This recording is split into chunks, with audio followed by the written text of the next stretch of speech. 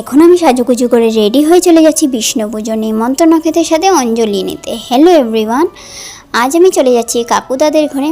সেখানে বিষ্ণু পুজোর নিমন্ত্রণ আছে, আমাদের ফ্যামিলি সবাই সেখানে যাব আর অঞ্জলি নেব, আর সাথে দেখো প্রসাদও খাবো। আর এখানে দেখো পুজো প্রায় কমপ্লিট হয়ে গেছে। এখন এখানে পুরোহিত মশাই দেখো যজ্ঞের জন্য সব কিছু রেডি করে নিচ্ছে, যা যা জিনিস লাগে।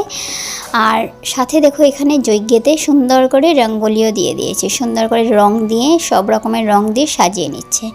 সাথে এখানে দেখো পুজোর প্রসাদের জন্য সব কিছু আয়োজন করা হচ্ছে, আর মাও দেখো এখানে রাঁধুনি মাসিকে একটুখানি হেল্পও করে দিচ্ছে।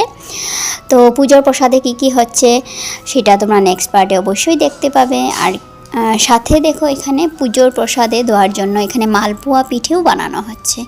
তো দেখো এক এক করে অনেকগুলো মালপোয়া ছিল, তো সব কটা এক এক করে এইভাবে ভেজে নেওয়া হচ্ছে।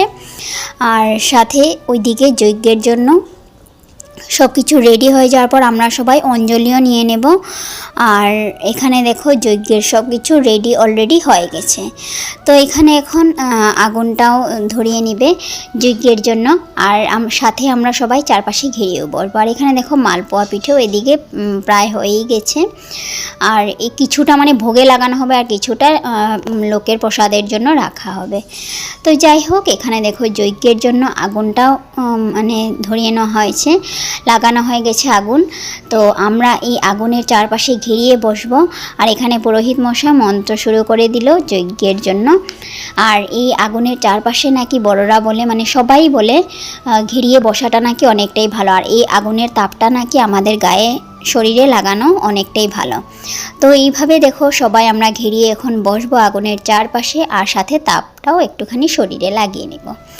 তো নেক্সট পার্টে তোমরা অবশ্যই দেখতে পাবে পুজোর প্রসাদে কি খেলাম। কেমন লাগলো ভিডিওটি লাইক এবং কমেন্ট করে অবশ্যই জানিও। আবারও দেখা হচ্ছে নতুন ভিডিওতে। সবাই ভালো থেকো, সুস্থ থেকো। Thanks for watching, by.